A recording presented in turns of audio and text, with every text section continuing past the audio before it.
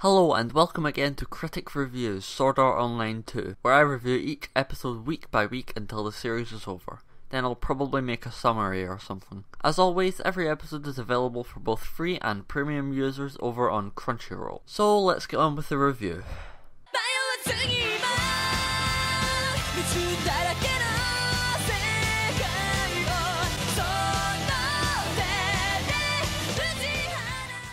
Okay, so this episode certainly wasn't as good as the last one. In fact, it kind of kills the fast pace the previous episodes had built up, and there was no continuation of last week's ending. It has most of its runtime in the real world and some time back in Alfheim. Good to know the writers haven't forgotten about all our other characters and replaced them with Sinon. I mean, she's a great character and all, but I'd rather not see too much of her. What does work out in this episode is the continuation of Kirito's emotional trouble concerning the SAO incident. We actually get a rather interesting step forward in his issues. He faces them and we can only hope that he'll become stronger from them. My favourite scene is definitely the one with Kirito and the nurse. It tries to get across a rather profound message about death and loss. Forgetting the incident is recommended to remove the guilt and stop the pain, but what does that make you in the end? And the line about trying to forget something that only makes you remember it more had me nodding my head and saying, yep, that sounds about right. The scenes with Sinon and that other guy are just kind of annoying. They're completely uneventful and we learn nothing about these characters that we didn't know before. It was obvious way from the start that we're going to get another situation where the character's IRL friend is in love with her, and said character doesn't feel the same way. I mean, it could go on to be something, but I very much doubt it,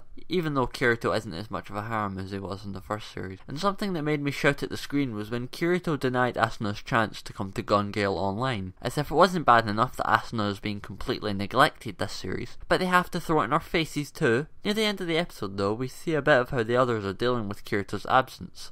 Asuna of course taking it the hardest. She almost gets Klein killed in the middle of a battle with a lizard thing. So this episode wasn't too impressive, it was basically just filler for something more interesting to happen next episode. Anyway, that's my review of Crimson Memories. I'm the Ponyville Critic. Thanks for watching.